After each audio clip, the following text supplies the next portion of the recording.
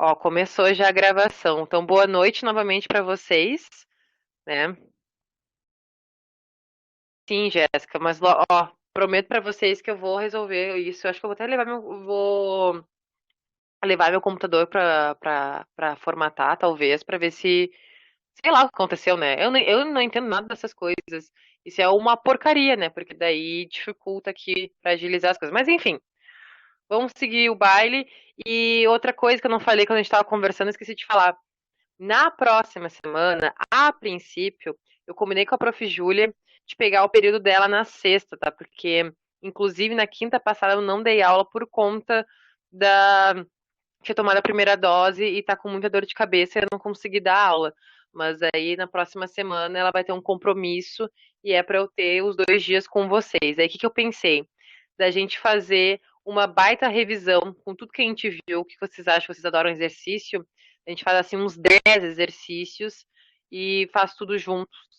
Eu não me lembro agora o dia do simulado, mas eu sei que a nossa aula vai ser dia 13 e dia 4, tá? Mas daí a gente vai combinando direitinho. Eu dou mais um pouquinho mais de eu dou mais uma aula de teoria, a gente finaliza o conteúdo e corre para 10 exercícios para fazer tudo junto, conversando bastante. Ai, que bom que vocês gostaram da ideia. Perfeito, então, tá combinado. Confirmo com vocês mais perto lá da próxima semana, que eu vou ficar com uns 2 dias, né? Fazer a semana da bio, só da bioquímica. Então vamos ver aqui o que a gente tem hoje para trabalhar. A gente está na parte do capítulo, né? Do capítulo do livro que eu estou usando como base, mas só para sintonizar vocês, a gente já está na parte de citologia, a gente já não está mais em química da vida, a gente está em citologia, a gente vai falar muito sobre envoltórios externos, que são os processos de troca entre célula e meio externo, que são os meios, né? Lembra o hipertônico, isotônico, a gente vai ver tudo isso, osmose, difusão, todo esse conteúdo bacana. Deixa eu ver. É dia 1 e 2. Ah, obrigada, Jéssica. Dia 1 e 2 é o simulado. Bom, 3 é feriado, nem sabia que era feriado. Então vamos descobrir depois da aula quando eu perguntar. Ai, que saco! Eu nunca sei quanto tem seriado. Feriado, nunca sei. Nunca sei. Me avisam do nada, eu fico, meu Deus, me planejei toda. Eu como todos os feriados. Eu sei que dia primeiro é o dia do trabalhador, que nem dia até passou. Enfim, a gente vai falar sobre agora, vai se mergulhar agora em envoltórios nucleares, envoltórios celulares, enfim, na parte dos envoltórios externos da citologia, tá bom? Então, para começar a discussão de hoje, tá? Então, a gente vai falar sobre a membrana, perdão, a membrana plasmática, lembrando que quando vocês forem ver alguma parte dos slides e está escrito MP, M.P, é membrana plasmática, certo? Então, MP é membrana plasmática. Então, aqui na membrana plasmática, a gente vai ver a fluidez dela, porque a gente já falou de membrana plasmática, certo? Lá na nossa aula, se eu não me engano, de lipídios, a gente fala sobre as características fundamentais da membrana plasmática e a gente faz uma breve introdução sobre o assunto. E agora a gente vai dissertar ele aplicando ao conteúdo, certo? Então tá, então já vê a fluidez dela.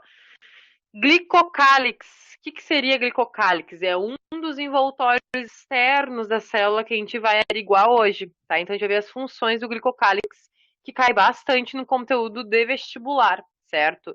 Eu ia pegar uma questão, mas como a gente vai fazer exercício junto, eu deixei para uma próxima. De qualquer forma, a gente vai resolver uma questão hoje.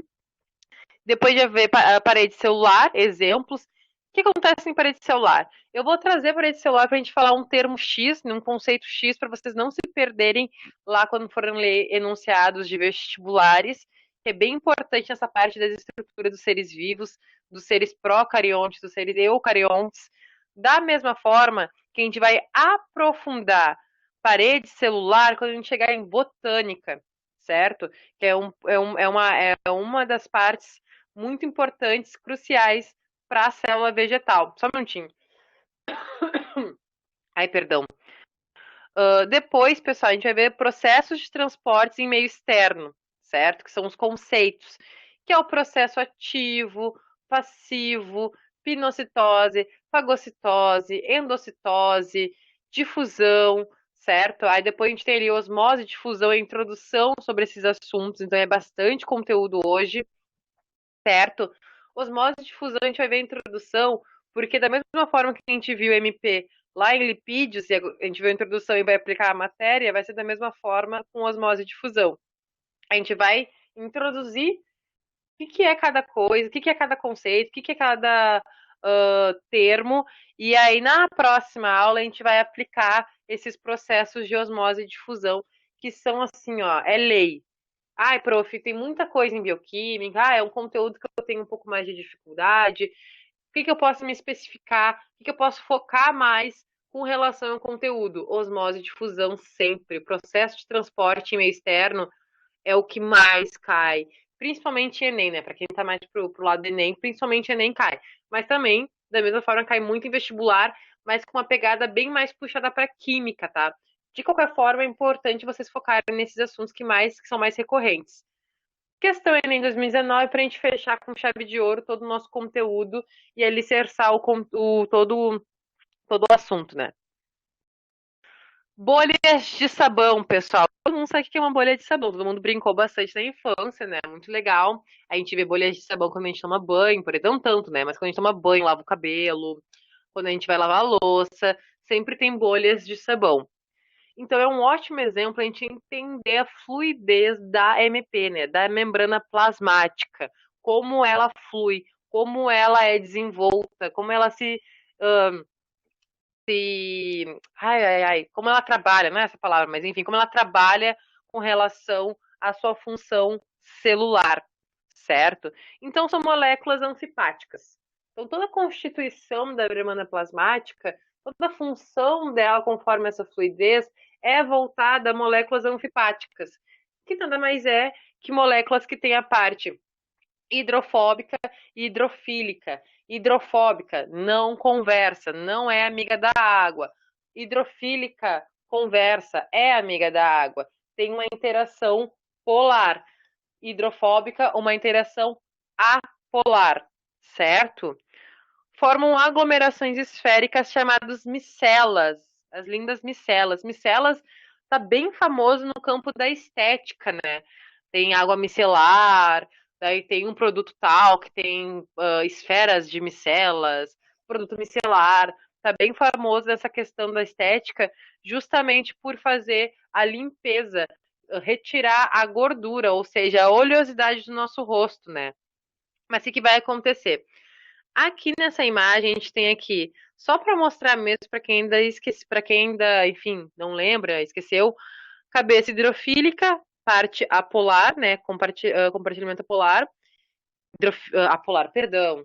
Cabeça hidrofílica, a parte que conversa com a polaridade das moléculas, ou seja, conversa com a água, e o hidrofóbico, né, que é a caudinha que é hidrofóbica, é que não conversa com a água, ou seja, tem uma conversação, um compartilhamento apolar, certo? Eu só troquei ele na hora, mas hidrofóbica polar, hidrofílica polar. E aqui a gente tem a imagem da bolha de sabão e como que age a bolha de sabão. Então, na parte aqui superficial da bolha de sabão, a gente tem as cabeças hidrofílicas. E dentro a gente tem as caudas hidrofóbicas, certo?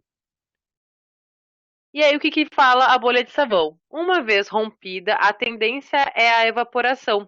Entretanto, é mais lenta por conta das camadas hidrofóbicas, né? Lembrando que tudo isso é uma grande camada lipoproteica, certo?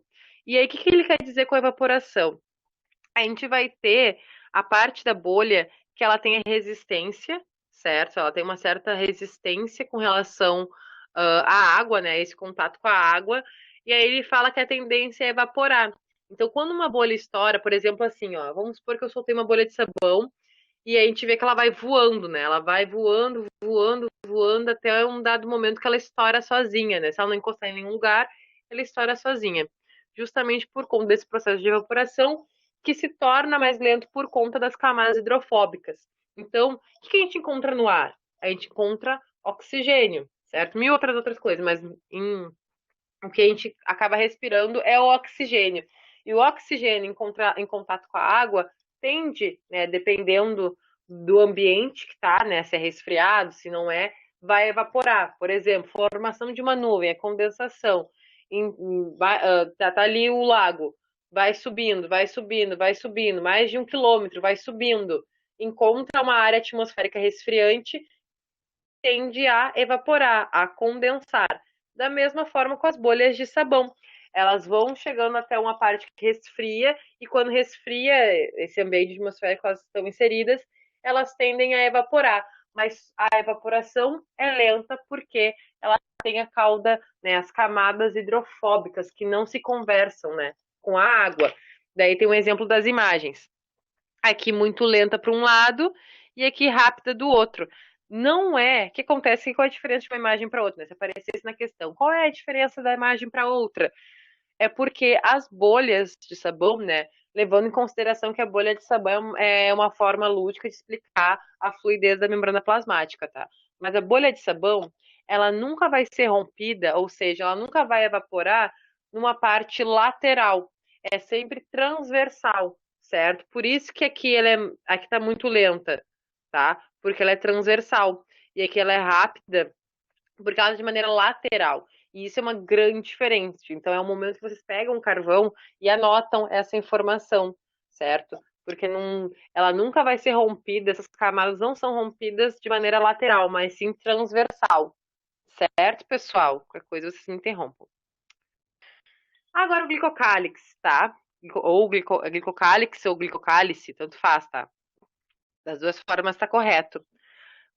É um envoltório, né, celular, e agora a gente vai ler as proposições, tá? Que explica melhor o que seria o glicocálix. Formado por glicídios, ó, os glicídios aqui, ó, glicídios, né? A gente tem a parte aqui, o que é o osso? Lembram do osso, os lipídios? Isso mesmo. Lembram, né, da parte dos álcons ali, da parte ali dos grupos formais associados a lipídios e proteínas da membrana. Perfeito, tá? Então eles são associados a lipídios e a proteínas. Ótimo, tranquilo. Já se esperava que fosse assim. Presentes nas células animais de alguns protistas, certo? Isso é bem relevante com relação a características enfim, de algum conceito biológico, porque a gente está trabalhando com seres, né? A gente está trabalhando com organismos vivos. E organismos vivos vão desde os lá das arqueobactérias, das bactérias, das cianobactérias, até nós animais. Então, existem características que elas permeiam até os animais e a outros tipos de seres primitivos. Daí, em seguida, está escrito seleção natural. Seleção natural porque reinos protistas, né, alguns protistas são seres mais primitivos, e nós, animais, somos seres mais complexos. Ou seja, o glicocálix ele é tão efetivo, ele é tão essencial, ele é tão importante, ele é de uma tamanha importância que ele foi escolhido na seleção natural como fórmula adaptativa para que a gente conseguisse complexar mais os nossos tipos de organismo, né? Os nossos seres vivos num todo, né? Uma questão toda biosférica. Certo, pessoal? Então, o glicocálix existe em animais, né? Em todas as células animais, mas também em alguns protistas, em alguns seres mais primitivos. Proporciona resistência. Então, o glicocálix ele vai ser muito importante como essa camada desse envoltório celular, né, dos meios externos, do meio interno para o meio interno, porque ele vai conferir muita resistência à célula, ele não vai ser de fácil rompimento, certo? No caso, ele vai ter também vai ser aquela característica da permeabilidade seletiva, certo? Que a gente encontra na MP, na membrana plasmática. Aí depois está escrito barreira contra agentes químicos físicos. Então a gente tem uma barreira resistente que consegue promover uma prevenção, uma proteção com relação a alguns agentes químicos, né, fatores químicos, e também fatores físicos que podem ser encontrados no meio externo, né, no meio extracelular dessas células, né, desse corpo que a gente está trabalhando. Aí depois, capacidade de reconhecimento entre os glicídios.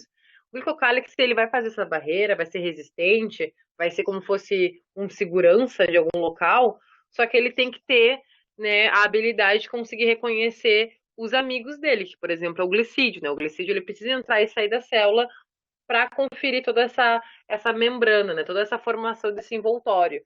Então, por isso que ele vai conseguir reconhecer. Então, isso é muito bem articulado, né, pessoal? Isso é um grande avanço biológico, na verdade, né? Ele conseguir ser capaz de reconhecer. E possui nutrientes e enzimas, então ele é um fator de energia, Se ele tem nutrientes, ele tem uma energia configurada. E as enzimas, ou seja, existem atividades de transformações bioquímicas dentro do glicocálix que se precisa da ação das enzimas, né? Como a enzima sempre é uma chave para uma fechadura, o glicocálise ele tem uma especiação com relação a essas enzimas para ativar alguma ação, para ativar alguma transformação e elas vão ser bem específicas com relação à leitura do glicocálise, certo? Agora a gente tem uma imagem para a gente entender melhor, tá? Então aqui a gente tem aqui um linfócito, que nada mais é um glóbulo branco, né? É um dos nossos soldadinhos do sistema imunológico. E aqui a gente tem um recorte de alguma célula, certo? De alguma célula, perdão, do linfócito. Então a gente tem um corte aqui do linfócito, né? Dá pra ver aqui que ele pega um cortezinho dessa célula e a gente vai conseguir observar melhor o glicocálise. Peraí, deixa eu ver quem perguntou. Se o glicocálise, o Pedro perguntou, o que aconteceria se o glicocálise não fosse resistente? E aconteceu o seguinte, ele ia acabar sendo suscetível a agentes maléficos para a célula. Por exemplo, o linfócito ele é uma célula de glóbulo branco, ou seja, ele é uma célula que atua na defesa do sistema imunológico. Se não tivesse a resistência, se não tivesse essa camada desse envoltório, que é o glicocálise, ele estaria suscetível a vírus, a bactérias nocivas, né, que fariam mal para essa célula. Então ele não conseguiria proteger a célula, que é a função dele. E se ele não fosse resistente, seria muito fácil romper essa proteção, certo? Se ele não tivesse critérios, que nem ele fala, critérios para receber enzimas, seria muito fácil enganar esse sistema e conseguir atravessar a célula e acabar contaminando ela. Certo, Pedro? Daí ele fala o seguinte, ele mostra aqui a glicoproteína, o glicolipídio, os glicídios, a glicoproteína aderida, a E, que é a parte é o citoplasma. Deixa eu só ver. Ótimo, Pedro, perfeito. E aqui a gente tem a parte que representa o glicocálise. Então, o glicocálise vai ser toda essa camada externa da célula, tá? Então, tudo isso aqui que a gente enxerga seria o glicocálise dessa célula, que é o linfócito. E aí, depois, mais para baixo desse corte, né? Esse corte que parece um corte transversal.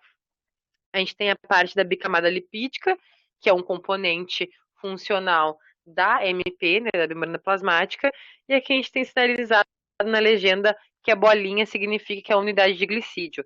Então a gente tem vários glicídios disponibilizados dentro, né, desse glicocálise, que faz parte da formação desse glicocálise, certo? Então aqui é só realmente a título de enxergar como é que funciona esse glicocálise, como é que ele se apresenta na célula. É toda a parte polar. Isso, Daniel. Toda essa parte aqui, a parte externa e superficial, ela é polar, tá? E a parte aqui interna vai ser a apolar, certo? Então aqui a parte externa é a polar, que vai estar ali se comunicando com a água, vai ser a parte hidrofílica, e aqui nesse meio interno é toda a parte hidrofóbica, que se só tem compartilhamento apolar.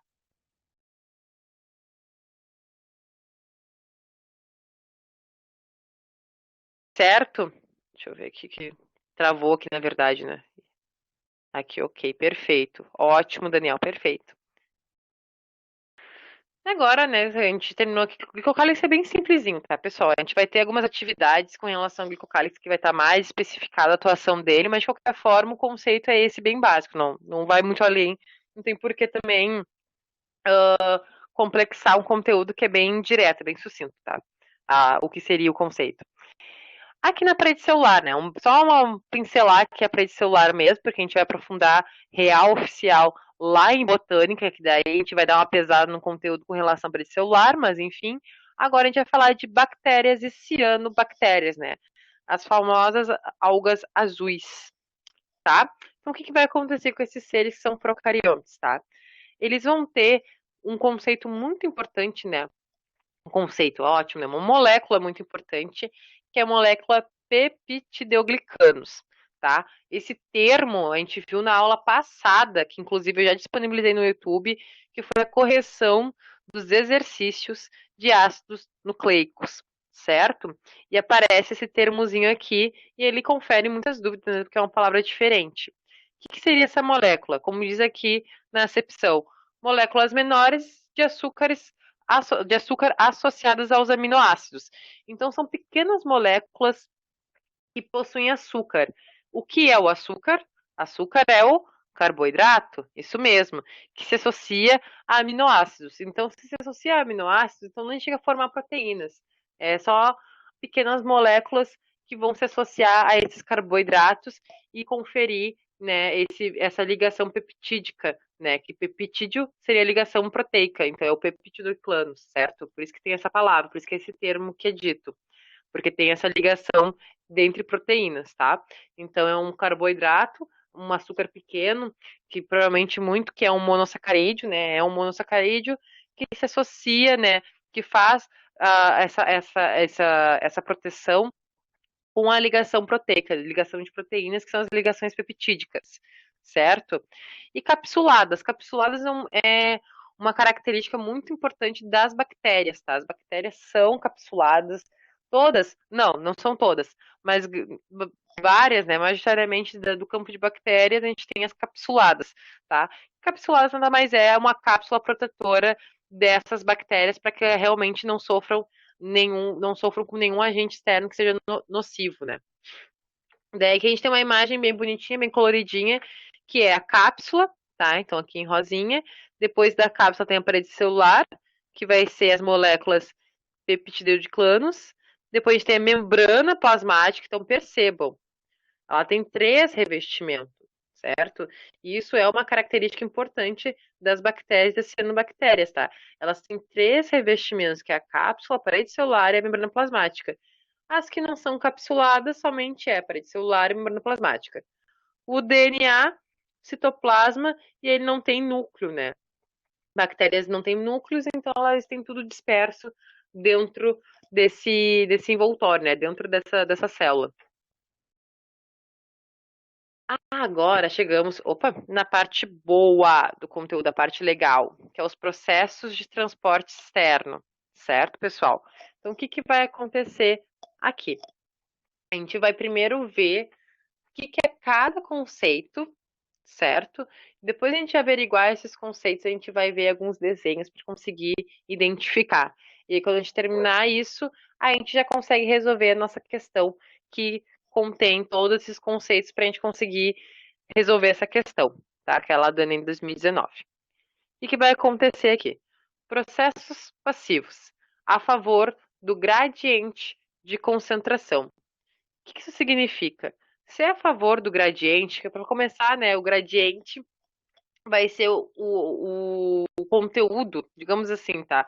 Vai ser a cadeia que a gente vai estar trabalhando e a concentração é a concentração do solvente, tá?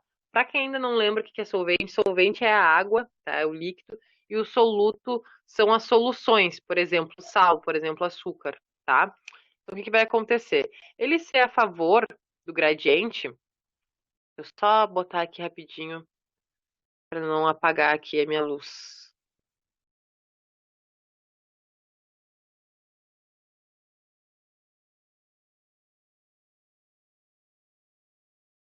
Perdão, era só para não apagar aqui a luz do computador, senão eu não ia mais ver aqui as coisas. Então, o que vai acontecer, tá? Nesse processo, né, a partir da membrana plasmática, a gente não vai ter gasto de energia, tá? Isso eu estou falando do processo passivo, tá? Que é a favor do gradiente. Ele não vai ter gasto de energia, isso é muito importante, porque tudo que a gente faz, né, gasta energia, certo? Nem tudo por conta desse processo passivo, mas no geral, tudo a gente gasta muita energia, né? Desde se levantar e tomar uma água, prestar atenção na aula, pensar, comer, sentir fome, dormir, tá com sono, tá com insônia, tudo gasta energia, certo? Nesse processo de transporte de troca do meio externo, não vai ter esse gasto de energia, tá? E a tendência é qual? Qual é a tendência por não estar gastando energia? É conseguir igualar a concentração da célula com o meio externo, certo? Então ele busca um equilíbrio entre o meio externo e a concentração intracelular, né? A concentração que está dentro da célula. certo? Então, isso que é o processo passivo, é a favor do gradiente de concentração. Ele tenta, ele não gasta energia e tende a igualar as concentrações externas e internas, certo? No processo ativo, a gente vai ter o oposto do processo passivo. Vai conferir gasto de energia e vai ter uma diferença de concentração entre a célula e o meio externo, certo? Então ele vai contra o gradiente, ele não está a favor desse fator do gradiente, certo? Conseguiu entender, pessoal? Passivo é a favor, ativo é contra. Passivo não gasta energia e tende, né, tenta igualar a concentração da célula com relação ao meio externo. E o processo ativo é o contrário. Ele gasta energia e mantém diferença com relação à concentração da célula entre o meio externo, certo? Depois, a gente tem processos mediados por vesículas, certo? Essas vesículas vão ser os compartimentos da célula, tá bom? E o que vai acontecer? A gente vai ter essas vesículas que elas vão ser utilizadas, no caso, para fazer uma entrada de partículas. Então, elas estão ali para fazer essa movimentação, essa circulação de partículas, né? Ou até de micro-organismos na célula, né? Pode acontecer de ter micro-organismos benéficos que entram na célula, não é só vírus, bactérias que vão nos prejudicar, ou para eliminar substâncias também. Então percebam que ele faz um processo bem diferente com relação ao passivo e ativo, porque ele confere uma entrada ou eliminação. Tá? Então ele confere entrada de partículas ou de micro-organismos ou a eliminação dessas substâncias, certo? E quando isso acontece, a entrada e a saída, a entrada e a eliminação, a gente vai para outros processos com relação a esses processos mediados por vesículas, que é a endocitose e a exocitose, certo? Endo é dentro, citose é célula. Exo é fora, citose é célula, certo? Anotem isso, tá, pessoal? Peguem essas palavras e quebrem elas para vocês não se perderem no significado delas, certo? Porque a gente vai ver muito citose, citose, citose e vários prefixos que vão conferir o significado daquela ação, né? Daquele termo, daquele conceito em âmbito celular. A endocitose, como o próprio nome fala, que é uma entrada, vai promover essa entrada das partículas ou desses micro-organismos. E a exocitose vai promover a eliminação dessas substâncias, eliminação, né? Vai tirar, vai extrair essa substância, esse micro-organismo que seja com relação à célula, tá? Que vai ser por meio dessas vesículas. Ó, vou repetir que o Pedro pediu da endocitose. Endo é dentro, tá? É para dentro, é uma entrada, tá? Então, endo é dentro, entrada. Citose significa célula. Exocitose, exo é saída, eliminação, saída, extração. E citose é célula, certo? Anotem isso direitinho. E depois a gente vai falar das difusões, tá? Então a gente tem a difusão simples. A difusão simples, ela nada mais é que o transporte passivo dessa substância através da membrana plasmática, tá? Deixa eu botar aqui no slide maior para conseguir ver, para trazer a imagem. É o transporte passivo dessas substâncias através da membrana plasmática. Então, se ela faz parte do transporte passivo, ou seja, ela é a favor do gradiente. Ela não vai gastar energia, por exemplo. Tá? Então, essas características se conversam através dessa membrana plasmática. E a difusão facilitada, ela tem a permeases. Tá? Aí está escrito difusão transmembranar. O que vai acontecer? A difusão facilitada, ao contrário da simples, ela não vai promover esse transporte passivo e ela vai precisar das proteínas, certo? Ela precisa de proteínas, tá?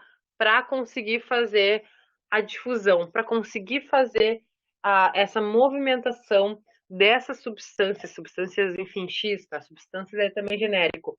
Dessas substâncias, né, esses substratos que a gente vai estar trabalhando, com relação à membrana plasmática, com relação à permeabilidade da membrana plasmática.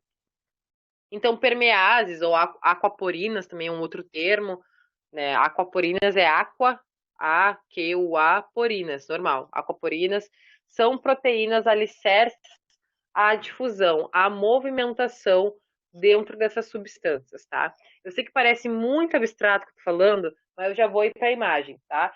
E difusão transmembranar é essa difusão facilitada, essa difusão que precisa de outros contribuintes, né, outros compostos, que é as proteínas, por exemplo, ou também pode ser as enzimas, para fazer essa movimentação entre meio interno e externo. O que é a importância, tá? Agora vamos conversar aqui, vamos filosofar juntos. Por que isso é importante? Por que isso é relevante? Porque a gente precisa ter essa compreensão para conseguir ter a nossa proteção com relação a um ambiente externo que a gente vive. Se a gente não tiver essas proteções celulares e esses critérios e esses detalhes muito específicos dentro das nossas células com relação à troca de informações, né, de substâncias, de micro-organismos no ambiente externo, a gente não ia sobreviver, a gente não ia viver, a gente não ia nascer, a gente não ia procriar. Vocês entendem? Porque qualquer coisa a gente fica mal. A gente está morrendo de Covid, por exemplo. Então, a gente precisa, por exemplo, de uma vacina para que o nosso sistema consiga conversar com esse vírus atenuado, com esse vírus que vai estar inativo, para que a gente consiga conseguir conferir uma proteção e identificação, porque o nosso sistema ele é muito inteligente, ele é capaz de conseguir identificar informações ao longo da vida e hereditárias, por exemplo. Então é por isso que é tão importante a gente entender esses processos, que é passivo, que é ativo, que é vesicular, que é facilitado, e esses termos, que é transmembranar, porque a gente precisa deles para conseguir sobreviver e para que a gente não morra assim que uma célula nossa se forme, porque ela não vai ser invadida da mesma forma que a gente precisa de nutrientes. E se a gente não conseguir ter uma adesão boa com relação aos nutrientes que a gente ingere, a gente também não sobrevive. Então, por isso que é muito importante distinguir. E por isso que esse sistema é tão inteligente. Certo? Deixa eu ver aqui quem falou. Prof, pode repetir, por favor, ali a difusão facilitada. A difusão facilitada, que ali é permeases, são quando a gente tem um transporte, tá, que deriva da difusão simples, só que com a diferença de ser possível por conta de proteínas, tá? Permeases, aquaporinas são proteínas que vão facilitar o processo da difusão, certo? Por isso que se chama difusão transmembranar, porque a gente está tendo outros compostos que vão facilitar o processo do transporte de troca entre o meio interno e externo. Certo, Pedro? Perfeito. Ótimo. Agora chegamos na imagem, tá? Chegamos na parte legal. O que vai acontecer, tá? Não sei se vocês estão enxergando bem essa imagem. No meu computador tá uma porcaria. No celular tá ótimo. Então, critérios não temos, né? Espero que vocês consigam enxergar. Essas imagens eu gosto delas porque elas são bem fantasias, tem essas cores fantasia. E ela é de um livro que eu gosto bastante, que é um livro de bio normal. E aí ele tem um capítulo de bioquímica muito rico, que eu gosto bastante. Eu acho essas imagens bem interessantes, acho elas lúdicas, né? Já que a gente não pode se encontrar para ver. Ah, que bom, Jéssica, tá bom para ver? Ah, então tá ótimo. Não sei porque no computador fica tão ruim, fica embaçado, parece que eu tô sem óculos, né? Porque eu sou míope, então parece que tá tudo embaçado. Mas que bom que tá bom. Só conheço duas pessoas que gostam de livro de bio como se fosse literatura. Livros são perfeitos, tá? Os livros de bio, livro de química eu amo. Eu adoro os desenhos, eu adoro as imagens. Eu acho eles muito bem feitos, assim. Eu gosto. Tá, claro, não são todos, né? Tem uns que são uma porcaria. Mas eu gosto bastante, assim, desses livros. Eu sempre procuro, assim, pra fazer a base das aulas, né? Vou pegando outros assuntos, vou alicerçando uma coisa ali, outra ali. Eu pego umas questões, pego questões empíricas, pego muita questão e mudo enunciado para fazer conceito. Então a gente vai misturando. Mas é sempre legal ter um livro básico que a gente consiga gostar e de se identificar, né? Ai, sim, Jéssica, uma vez eu comprei num sebo um livro de 1971 só sobre microbiologia. Isso aí lá no começo da graduação, né? Mal sabia eu que me tornaria a prof de biologia, né? De biologia e química. Mas eu tenho um livro assim também. Tinha, né? Eu perdi. Em função de mudança, né? Faz 1000 anos isso, né? Foi lá no começo da graduação. Mas eu amava ele de microbiologia. Ele é um livro amarelo, coisa mais linda, amarelinho. E aí explica tudo. Olha, para ser bem sincero, ele é muito rico, porque tudo que eu li assim sobre essas coisas de célula e tudo mais, de trabalhar, né, para explicar, era tudo bem desenhadinho, tudo muito bonitinho, com legenda, até bem mais detalhado, mais minucioso com relação ao conteúdo. Até digo que esses livros mais atuais de biologia, né, didáticos, são mais enxutos que esses livros mais antiguinhos, né? O único problema de livro ser muito antigo, né, de 60, de 70, porque tem muito conceito que cai por terra, né, que cai em desvalorização no âmbito da biologia, que isso é um saco, né? A biologia, isso eu acho um saco, porque a gente trabalha um conteúdo por um monte de tempo e nada vem um trabalho e desqualifica todo ele, e não era nada daquilo, então a gente tem que começar a correr atrás de renovar o conteúdo, né? Então é essa parte chatinha. Mas enfim. Ai, sim. Uma vez eu fui no CIEE, ali na Borges de Medeiros, e tinha livros para doação, e eu peguei um livro de química maravilhoso que eu esqueci. Ó, eu só perco coisas, tá, pessoal? Eu vivo no mundo da lua, eu perco um monte de coisa. E eu esqueci numa escola que eu trabalhei o livro dentro de um armário. Quem disse que eu voltei a pegar? Nunca mais vi o livro e só pensando, putz, tinha um monte de experimento legal para fazer. Enfim, né? Paciência.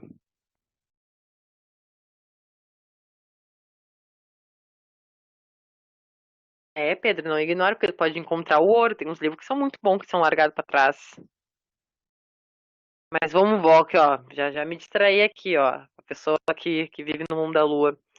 Olha só, pessoal, para a gente voltar dos processos de transporte.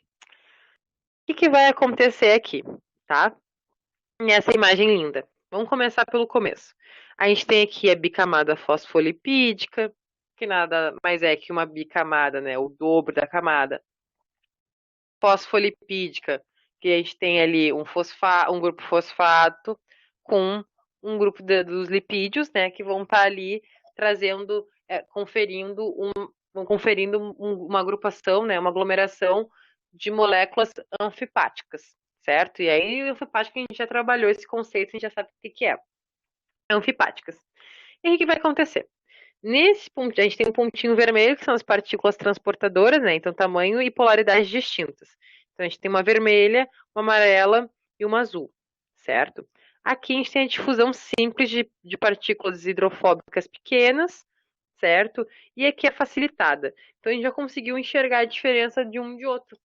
Na simples, a gente tem aqui algum fator ali de substrato pequeno, menor, né? E que ele é capaz de passar pelas partículas hidrofóbicas pequenas, né? Então ele é pequeno, então ele consegue passar de maneira simples pelo transporte passivo, que é sem energia e a favor desse gradiente.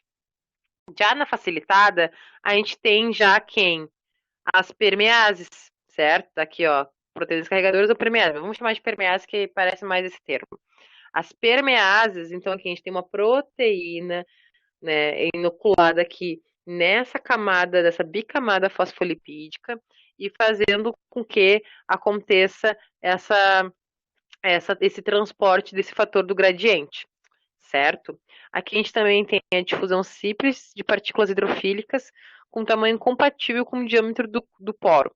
Tá? E o que seria isso? Esse poro, né, seria que é esse diâmetro aqui, a gente tem a proteína canal, que a gente já viu em membrana plasmática, a gente tem as proteínas lateral, periférica, canal. Então a gente tem essa proteína que vai fazer como abrir-se uma porta de um elevador, tá? Uma porta de shopping, assim que abre e fecha. Vai fazer esse movimento e ele vai passar, né? O gradiente vai ter compatibilidade com as partículas hidrofílicas, né? No caso, vai ser um fator polar que vai conseguir realizar o transporte. E aqui a gente está vendo o quê? Transporte passivo. Então, difusão simples e difusão facilitada confere o quê? É um transporte passivo, ou seja, não tem gasto de energia. Só que daí depois a gente tem esse transporte ativo com gasto de energia, né? Que vai ser. Ai, que porcaria! Desculpa, gente, aqui o computador. É que eu quero ver a imagem pelo computador porque ela vai estar maior. que vai acontecer? Aqui a gente vai ter essa proteína aqui, né, essa permease, e ela vai estar fazendo um transporte ativo. E lembra que eu falei no começo que a difusão facilitada é diferente da simples? Porque ela tem essa característica de ser a difusão simples, só que ela é facilitada por conta dessas proteínas, dessas permeases, dessas aquaporinas, que vão fazer com que ocorra desde um transporte sem energia até um transporte com gasto de energia. Certo, pessoal? Vocês conseguiram entender melhor com essa imagem? Facilitou para vocês? Vou deixar aqui para vocês falarem. Não sei se vocês entenderam, mas essa imagem eu acho que ela ficou mais lúdica, né? Tirou um pouco esse abstrato, a gente consegue enxergar como é que funciona melhorou, né? Porque ali, conceito é mais para a gente anotar e fixar o conteúdo, mas aqui a gente consegue ver a prática desse processo, tá? Agora, outra imagem que a gente tem aqui, deixa eu botar aqui no computador também. Partículas diferentes quanto o tamanho e a polaridade. Daí mudou o jogo, tá, pessoal? Porque o que vai acontecer? Dependendo do tamanho, do fator da concentração, tanto da concentração de solvente quanto de gradiente, muda a forma que a difusão vai ser levada e de que forma ela vai acontecer, certo? Então anotem. Partículas diferentes quanto a tamanho e polaridade, né, fatores de tamanho e polaridade, isso é muito importante, tamanho e polaridade, vai mudar a forma que a difusão vai acontecer, tá? A concentração ser maior, a concentração ser menor, muda. E onde é que a gente escuta isso? Do mais concentrado para o menos concentrado. A gente escuta sempre essa frase. A gente escuta em assunto de osmose, porque a osmose é um tipo especial de difusão, certo? Então, por isso que isso é muito importante e isso vai fazer diferença. E aí, na próxima aula, a gente vai ver ali os efeitos das hemácias, das células, com relação aos tipos, que é hipertônico, hipotônico, isotônico, né? Lembra que a gente vê isso bastante quando a gente adentra os transportes, trocas, né, de soluções?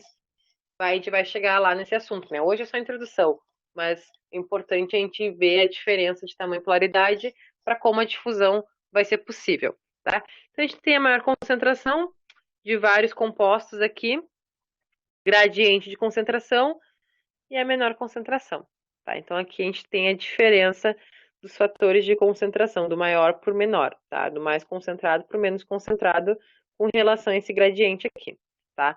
Pode ser tanto tamanho quanto polaridade.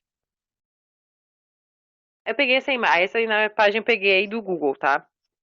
Eu achei legal a gente só falar um pouco mais sobre exocitose e endocitose, tá? Porque tem uma diferença nisso também, tá? Vamos começar com a exocitose.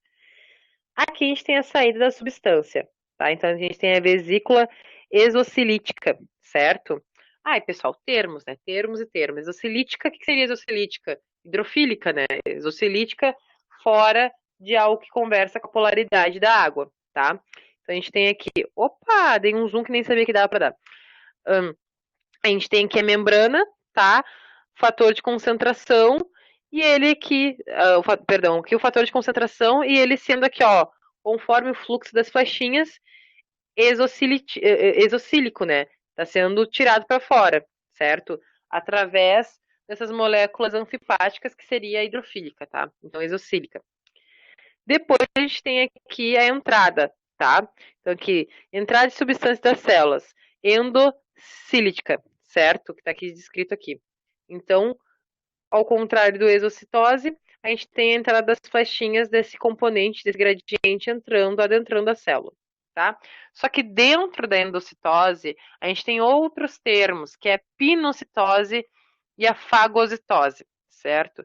Então, dentro da endocitose, que quando engloba aqui adentra, a gente tem a pinocitose, tá? Então, a pinocitose, vocês estão vendo aqui que as bolinhas dos gradientes diminuiu, então é a entrada de substância em solução. Então, são soluções, são substâncias bem pequenininhas, são moléculas pequenas. E o fato de pino, de endo ou até de fago é sempre comer, alimentar, é englobar, certo? Então, anotem. Se endo entrar, pino e fago, certo? São englobar, comer, tá? Alimentar, é dentro, é ingerir, tá? Então, coloquem esses verbos sinônimos que é de entrar, certo? Então, no pino é menor, E no fago é maior, a entrada de substâncias rodeadas por pseudópodes. O que é pseudópodes? Pseudópodes são falsos pés. Pseudo é falso, podes é pés. Então são células com falsos pés, certo? Que vão conferir um maior tamanho dessa concentração. Que nem a gente falou aqui. Maior concentração muda a difusão. Menor concentração muda a difusão, certo? Então aqui endocitose, divide endocitose em pino e fago. Pino, entrada de substâncias de soluções menores, fago rodeado de pseudópodes maiores, certo? E o exo só sai. E o endo, quando entra, pode ser pino ou fago, tá? Chegamos em osmose. Eu gosto de falar de osmose, não sei vocês. Não trouxe mais nenhum termo, né? Porque daí a gente vai adentrar mais na praticabilidade de osmose e difusão no próximo conteúdo, né? Na próxima aula. Então, eu só trouxe uma imagem para a gente entender melhor desse livro maravilhoso que eu tenho.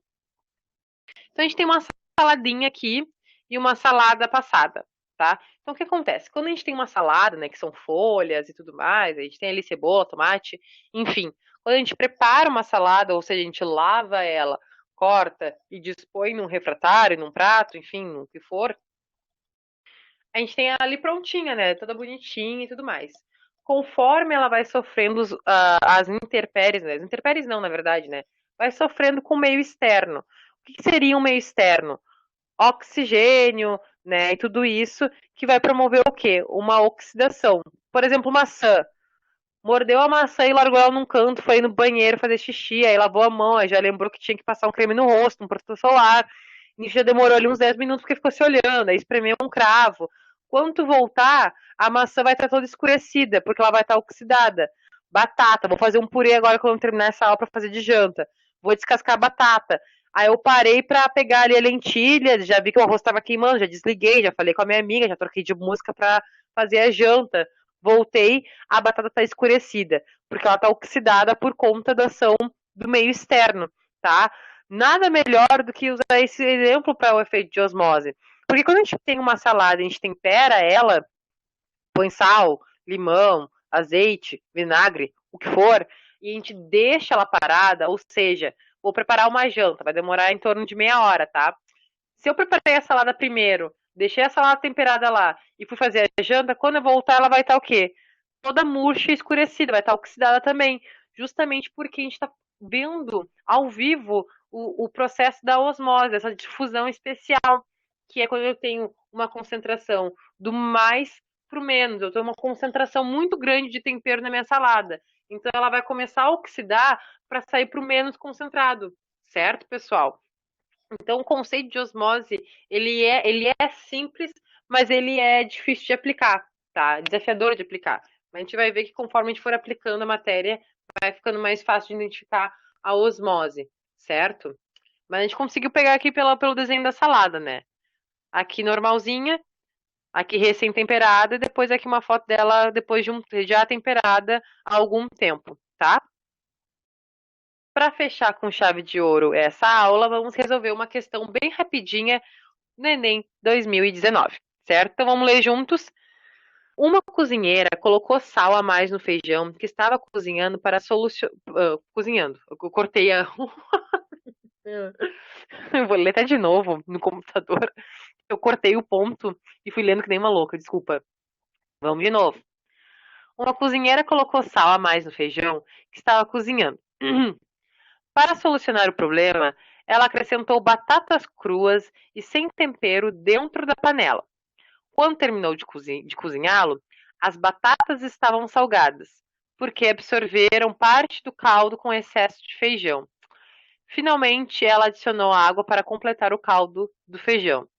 Normal, né? Bem cotidiano. Eu amei essa questão também, Daniel. Eu adorei fazer essa questão quando eu vi ela, assim, quando eu fui fazer a correção. Eu amei essa questão porque eu achei ela muito, muito realmente aplicável, muito fazendo sentido a biologia, sabe?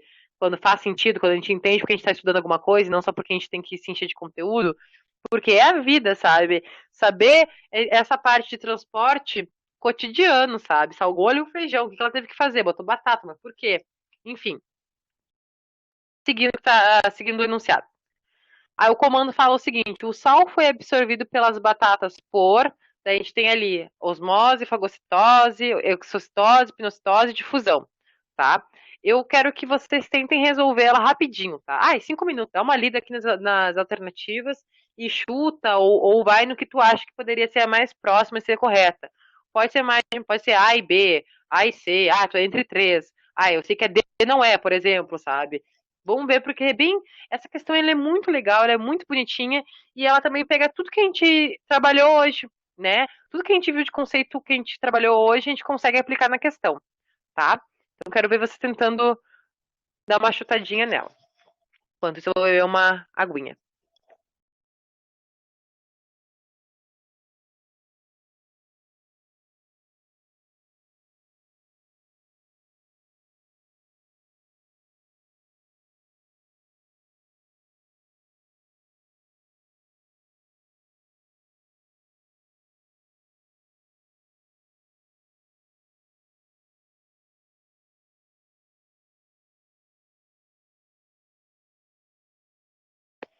Ó, a Jéssica já foi na letra E.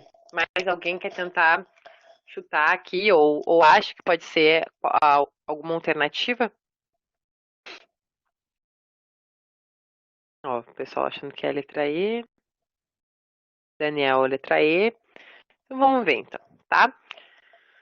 Então ele conta ali a história, né, da cozinheira que salgou o feijão e para conseguir tirar esse excesso de sal para não perder aquele feijão, ela coloca a batata absorve uma quantidade do caldo, atenuando o sabor e ela consegue botar mais água no feijão para continuar fazendo esse caldo. Daí o comando pergunta: o sal foi absorvido pelas batatas por, aí qual é o transporte foi feito? Aí tem osmose, por envolver apenas o transporte do solvente. Tudo bem que o caldo de feijão, que seria o tal do solvente, ele vai ser absorvido por uma parte das batatas. Só que a gente está falando sobre o sal. Então, se a gente fala de sal, a gente fala de soluto e não de solvente. Então, como está ali o osmose por envolver apenas a de solvente, já está errada. Tá? Então, não teria como ser osmose, porque a gente não fala de solvente, a gente fala de soluto. Letra B. Fagocitose, porque o sal transportado é uma substância sólida, não mais diluído sobre uma concentração. Da mesma forma que endocitose é englobar, é alimentar, é ingerir. Fagocitose é envolvido por pseudópodes. Então, não seria essa característica do sal, certo? Porque o sal transportado, não fez um transporte com sal. O sal ele é diluído e salga o feijão e a batata vai absorver, no caso, o sal, né? O sal que é absorvido pelas batatas. Então não tem como ser fagocitose.